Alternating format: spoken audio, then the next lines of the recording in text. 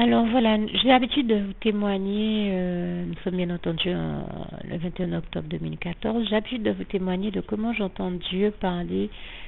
puissamment et nous bénir, parler abondamment, puissamment, richement, nous bénir abondamment, puissamment, richement, et parler puissamment par tous les moyens de communication, tous les biais de communication. Eh bien, bien sûr, bien entendu, j'ai continué à l'entendre cette semaine, mais j'ai malheureusement entendu aussi l'ennemi parler dans la bouche de certaines personnes, ce qui me donne ici l'occasion de vous témoigner et de vous encourager à tout faire pour veiller sur vos lèvres et ne pas donner accès à l'ennemi qui cherche à briser les cœurs par notre intermédiaire en répandant ces paroles venimeuses dans nos bouches. Alors soyons vraiment vigilants comme le Seigneur Jésus nous y invite, afin de ne laisser sortir de nos bouches aucune parole qui serait susceptible de briser les cœurs ou d'amener les gens dans des souffrances. Et j'ai ainsi vu l'ennemi qui a l'habitude de non seulement générer des victimes, de provoquer des victimes par son comportement à travers les êtres humains qu'ils ont en face d'eux, mais qui en plus fait souffrir les victimes en les insultant, en leur disant les pires choses. Et c'est ainsi que cette semaine, j'ai vu dans une émission une ancienne victime de harcèlement, à l'école, il était harcelé par ses camarades de classe. J'ai vu l'animatrice de l'émission lui dire, donc vos camarades de classe vous prenaient pour un punching ball, et derrière entendre l'ennemi le retraiter de punching ball encore et des pires choses. Évitons ce type de situation et de laisser l'autre parler dans nos bouches comme ça. Ne laissons donc pas l'ennemi utiliser nos bouches pour dire les pires choses aux autres, puisqu'il est celui qui, en plus d'avoir généré des victimes, les avoir fait agresser, pour n'employer que ce terme-là, ou les avoir directement agressés à travers les personnes qu'elles avaient en face d'elles, à l'outrecuidance d'aller rajouter encore à la souffrance des victimes et de les accabler en leur rappelant en plus les termes que lui-même employait à travers les uns les autres pour leur briser le cœur et les blesser, tel que le terme de punching ball qu'il utilisait à travers les camarades de classe de ce jeune qui se faisait donc harceler dans le contexte scolaire et qui témoignait de cela.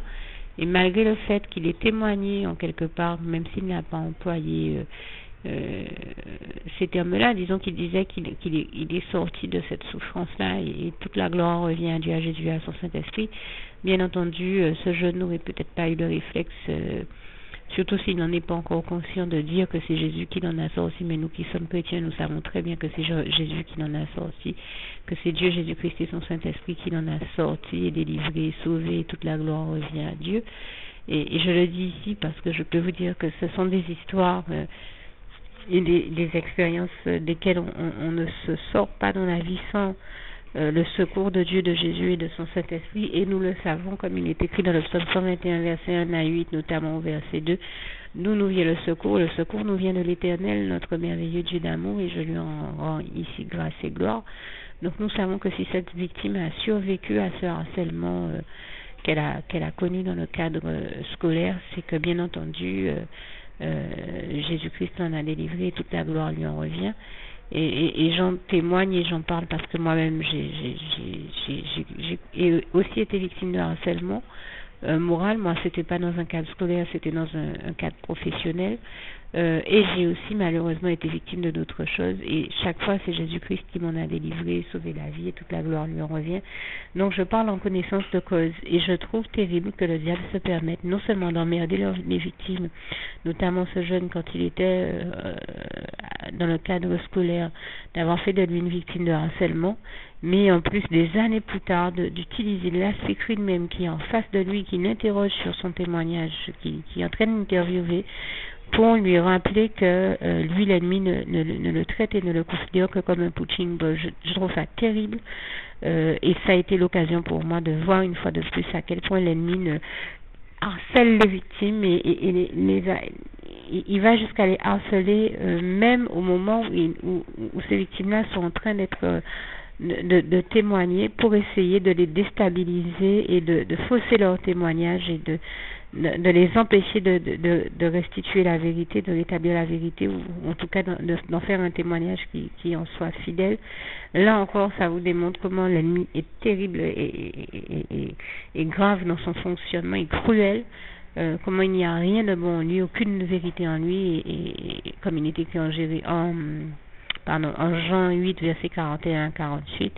à savoir qu'il y a tellement aucune vérité en lui qu'il essaie de tout faire pour que la vérité ne parvienne, la vérité et la lumière de Jésus, la lumière de Dieu, ne parviennent même pas à tous ceux qui ont besoin de la recevoir, en osant faire pression encore sur une victime qui est en train de donner son témoignage, en osant avoir la bassesse et l'outrecuidance de l'attaquer pendant même qu'elle donne son témoignage. Je trouve ça terrible, à travers même la personne qui est en train d'interviewer, en la traitant à nouveau, cette victime, de punching ball, alors que Jésus-Christ l'a déjà délivrée de cette époque de sa vie où elle était harcelée dans le cadre dans ce cadre scolaire, et où ses camarades de classe, enfin, où l'ennemi, à travers ses camarades de classe, la traitait, cette victime, de punching ball. Alors, je dis la victime, il s'agit ici d'un garçon, mais comme j'emploie le terme de victime et que c'est féminin, c'est dans ce sens que je le dis. Bien entendu, vous l'aurez compris, il s'agit ici, ma position et celle aussi, disons que je conforme ma position à celle de Jésus-Christ, qui le dit: quand il y a une victime quelque part, Jésus n'est jamais du côté des agresseurs, puisque c'est le diable qui agresse à travers les agresseurs, mais il est toujours du côté de la victime, du côté de la sauver, de la délivrer, de la réconforter, de réchauffer son cœur, et Jésus nous sauve et nous délivre toujours de toute forme d'enfer du diable, de ses serviteurs, servantes, et de tous leurs méfaits et exactions, et bien entendu également de toutes leurs agressions, et quelle qu'en soit la forme, et toute la gloire en revient à Dieu, à Jésus, à son Saint-Esprit, qui est aussi celui qui délivre toutes les victimes de tout ce dont elles ont besoin de l'être, quel que soit ce dont elles ont été victimes, et pour l'avoir vécu, j'en rends ici témoignage, puisque si je vous parle, c'est que Dieu m'a sauvé la vie et délivré, et que si Dieu n'était pas dans ma vie, Dieu, Jésus et son Saint-Esprit, eh bien, j'aurais jamais survécu à la gravité de ce que moi-même j'ai vécu. Et je peux vous le dire, j'arrive à voir facilement que c'est le diable qui emmerde comme ça les victimes, parce que je le vois le faire dans ma vie aussi. Mais je dis, ne laissons pas, je vous invite à tout faire pour veiller sur vos lèvres, comme le Seigneur comme le Seigneur Jésus nous invite à le faire, tout faire pour veiller sur vos lèvres et ne pas donner accès à l'ennemi, ne pas lui permettre de harceler les victimes ou de leur dire les pires choses à travers vous, au nom puissant du Seigneur Jésus, et puis à venir vous réfugier aussi dans les bras d'amour de Jésus pour qu'il vous sauve de tout ce dont vous avez besoin de l'être, notamment en lui adressant la petite prière qui va suivre, que je rajoute à ce témoignage. Alors que Dieu vous garde et vous bénisse tous, et n'oubliez surtout pas de faire la petite prière qui va suivre et de la partager avec tous ceux que vous aimez. Et je termine avec le souhait de mon cœur pour vous, Philippiens 4, verset 7. Que la paix de Dieu qui surpasse toute intelligence garde vos cœurs et vos pensées en Jésus-Christ. À bientôt. Que Dieu vous bénisse et vous garde. Juste une petite précision pour tous ceux qui ne sont pas encore, qui n'ont pas encore choisi la meilleure des options qui soit, qui est celle d'aller se placer, de faire le choix à soi-même, d'aller se placer dans les bras d'amour de Jésus-Christ, pour se mettre à l'abri de ce monde cruel. Eh bien, je partage avec vous la prière par le biais de laquelle on y accède. Et commence par vous rappeler également ce passage de Jean 14, verset 6, où il est écrit que Jésus-Christ est le chemin, la vérité et la vie. Nul ne vient au Père, Dieu, sans passer par le Fils Jésus-Christ, bien sûr. Je le dis à ma manière, vous regarderez comme il est actuellement écrit dans vos Bibles là encore. Et donc, n'hésitez pas à ouvrir vos cœurs à Dieu, à Jésus, à son Saint-Esprit, à être sincère avec lui et à lui adresser la prière qui suit, à lui dire tout simplement: Éternel mon Dieu, Seigneur Jésus-Christ, moi, un tel, vous dites votre nom et votre prénom, je t'accepte aujourd'hui comme mon sauveur personnel, le seul maître et roi de ma vie. Je remets toute ma vie entre tes mains, puisqu'elle t'appartient, Éternel mon Dieu, puisque tu l'as créée, cette vie. Donc tu en es donc le seul maître et propriétaire comme de tout ce qui existe dans tout l'univers. Je remets donc toute ma vie entre tes mains, je te la donne.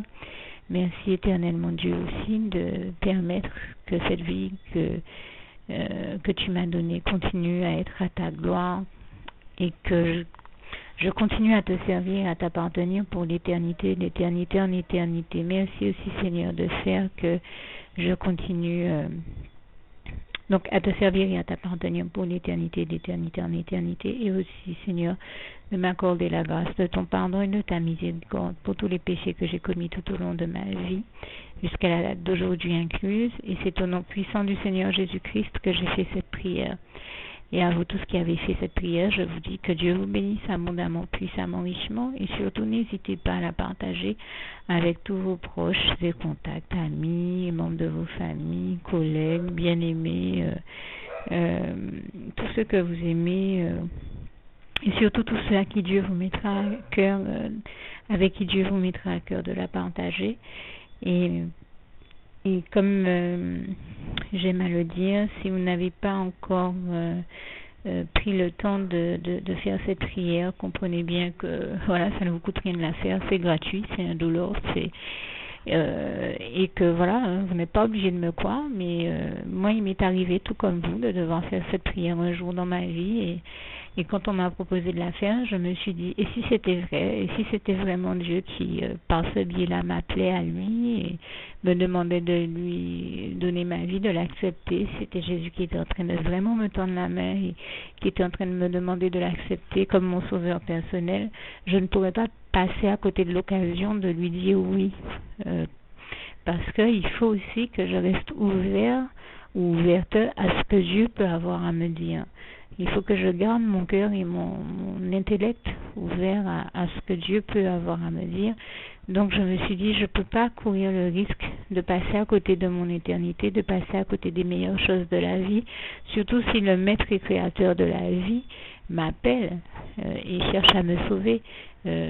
Pour être sauvé, il faut bien que je lui dise oui, que je souhaite qu'il me sauve. Oui, Seigneur Jésus-Christ, je t'accepte comme mon sauveur personnel. Et c'est le sens de cette prière. Et comme je dis, elle ne nous coûte rien à faire. Et puis surtout, moi je vous dis, du jour où je l'ai faite, j'ai vu Jésus changer ma vie en mieux sur tous les plans. Et donc je crois que ça ne vous coûtera rien, ça ne vous coûte rien vous non plus de la faire et puis d'expérimenter, de regarder comment les choses vont se dérouler dans votre vie, de regarder Jésus changer votre vie en mieux, à vous aussi. Et voilà, d'en faire l'expérience. Et pour en faire l'expérience, il faut commencer par faire cette prière. Donc si vous ne l'avez pas encore dite, réembobinez tout simplement cette vidéo ou ce document si vous préférez, réécoutez-le et dites avec moi la prière que vous m'avez entendu mentionner. Et n'oubliez surtout jamais que